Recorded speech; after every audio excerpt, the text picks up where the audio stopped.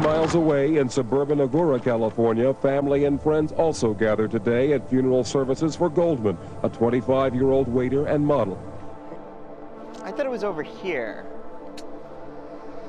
Ronald Goldman. You found him?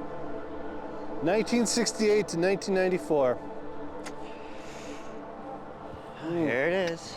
I was here one time and there was a note on the grave. It looked like it was from Kim Goldman.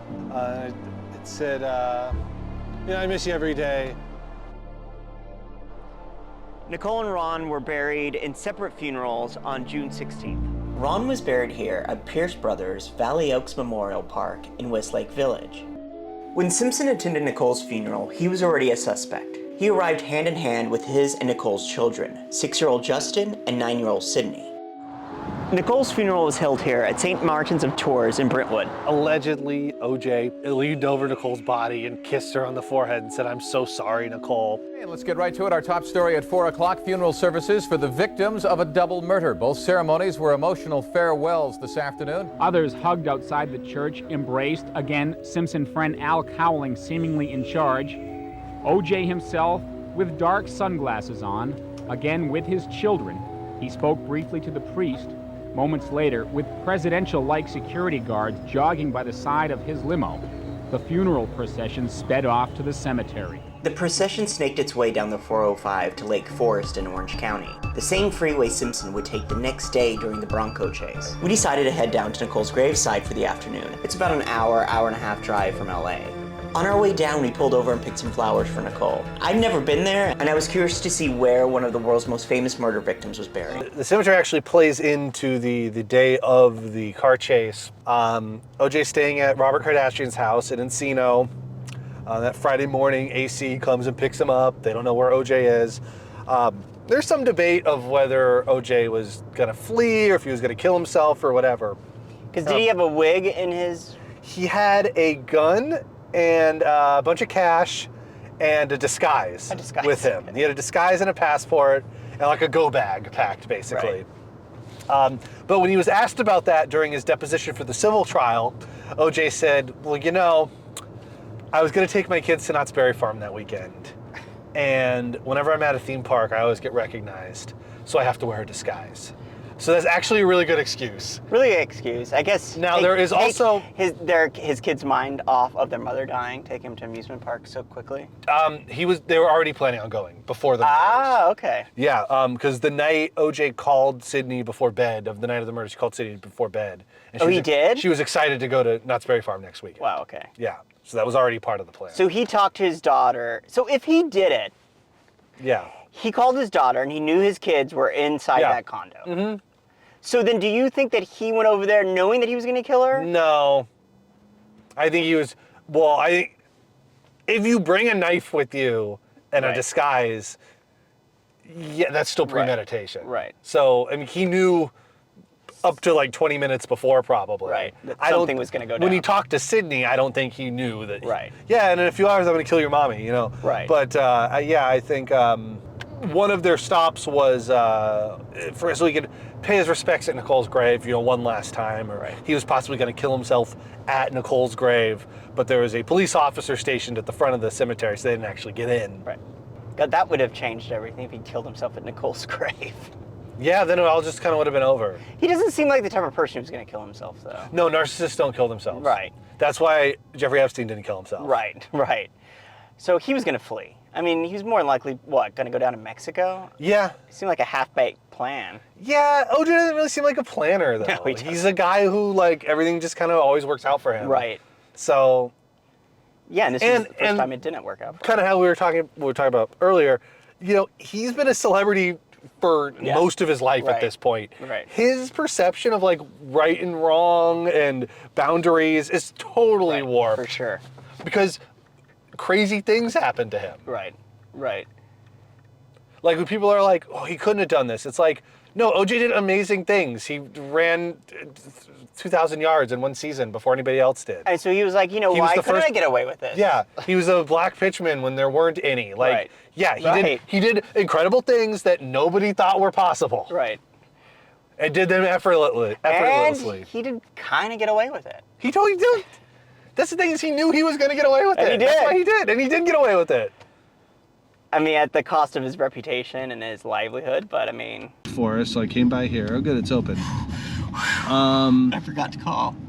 Or you know what, it's over here near this building. I believe it's behind this thing right there. And then the third time I tried to come here was during the pandemic while I was watching Real Housewives of Orange County. Okay. Like, we're not too far from Coto de Casa, and like where a lot of them live was down here. Anyway, I tried to go and it was closed, but it's kind of funny that, like, you know, they say like it's like OJ trial, first reality show, whatever. I think Nicole would have been a great housewife on Real Housewives of OC. She probably would have been. She probably would have been. She would have been a great. Right. I met OJ when I was 18. Right. Like, you could just imagine the whole thing. And it's sort of ironic that she ended up here in this like fake environment where they all live. Anyway, her fate was kind of always going to be this. Right. Just this person people talk about and speculate about. It's a prettier cemetery than I thought it was going to be from the photos. It looked kind of run down. What else cool buried here? Oh, let's see. Yeah, that's the only person they have listed on here. Here we are. Sorry, Nicole.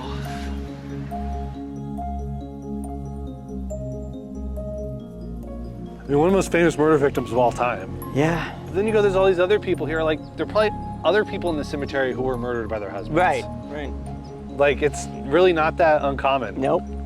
Happens all the time. Yeah. Watch 48 Hours. Yeah. Oh, and I do. It's always one spouse kills the other one.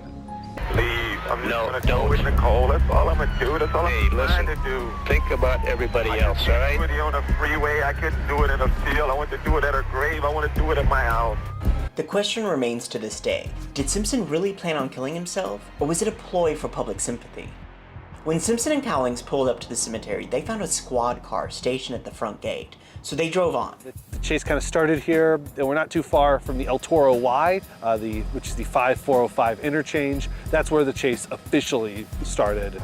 911, what are you reporting? This is AC. I have OJ in the car. Right now, we are okay. He's still alive, but he got a gun to his head. At first, there's only one news helicopter covering the story, but by the end of the chase, 21 news helicopters, 95 million people watch it live around the world. It becomes this international news event.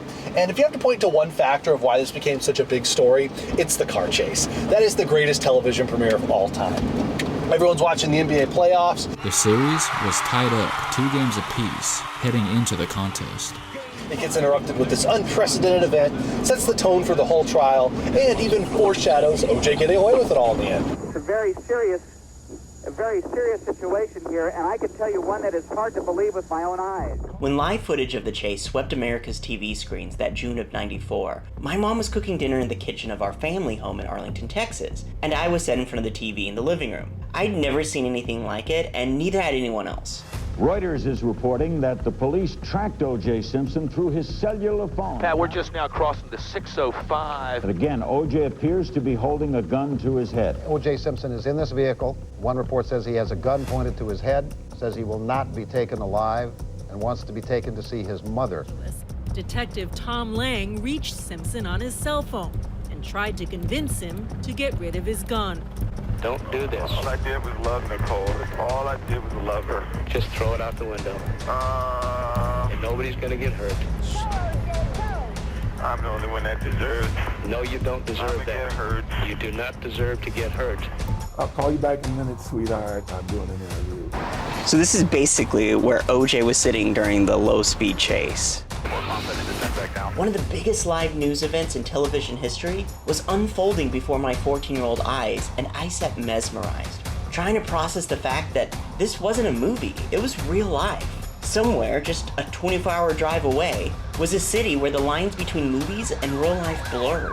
And not just the warm and beautiful, but the cold and tragic. But look at the people standing on the freeway there.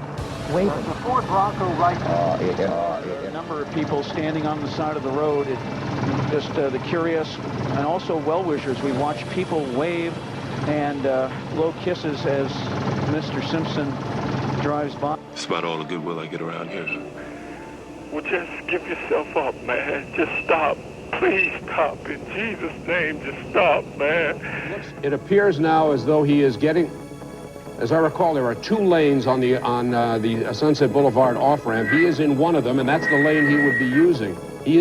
Looks like he's getting off it. Okay, Hal, it looks like he is getting off at the off-ramp at Sunset. All right. Okay. Getting off, he's on the off-ramp now, coming up the off-ramp at Sunset. Lots of people at the overpass at Sunset and making a left turn. The intersection's free and he's clear, and now making his left turn westbound on Sunset. All right. Staying ahead of it, we're going to his mansion, believing that he's going there, but it was an amazing situation on that overpass there. There were people running around on top of there. I don't know how he's going to be able to drive through all those people. All along Sunset Boulevard, there are people stopped as well ahead of the chase.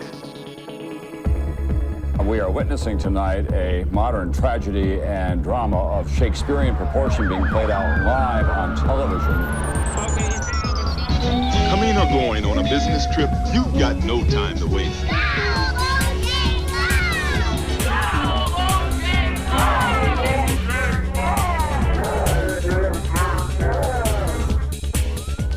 I'm Tom Brokaw in New York. You're looking at a Ford Bronco, and O.J. Simpson is almost back home. They pull me in my driveway. I know, I see you. I see you. Please, toss the gun. Juice, come on, just toss it. It's okay. Hey, don't. Hey, man, don't. Don't. Juice. We have a standoff of sorts here where the police have not been able to act in any way. I thought we believe that to be Al Cowlings. Holding his hand up, his palm up, perhaps toward the police officers behind him, pointing toward the front door to O.J. Simpson's home, but... As you can see, obviously they're negotiating and talking to police officers. Two police officers that are in the house.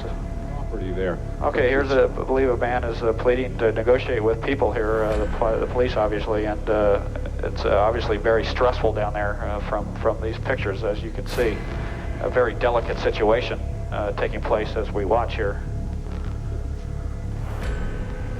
Now, we do know that there was at least one gun in that car. The standoff at Simpson's Rockingham estate lasted over an hour. They are trying to put a phone call, perhaps, from O.J. through to his mother. They're trying to arrange that right now. Family members, some Simpson family members, obviously distraught, pushing and shoving with members of the media who were trying to cover the story. They were not allowed past the crime tape initially, but they got in a few minutes later. There's another distraught neighbor. When we last heard from Mr. Shapiro, it was at a news conference, and his opening comment was, O.J., please surrender. City News Service wire that says that O.J. Simpson has been arrested in his driveway. Simpson waited until nightfall to emerge from the Bronco. My luck sure had changed. I was kissing concrete instead of women. Just 2 years after the riots of '92, helicopter shots of chaotic LA streets were beamed across the country once again as the nation watched anxiously, hoping to avoid a repeat of those horrific scenes we had yet to process. Authorities have repeatedly told us that he will be taken to the Los Angeles County Men's Jail. We are going to leave you now with a day that you have all been able to share in, for better or for worse. O.J. Simpson in police custody in Los Angeles, 2 counts of murder.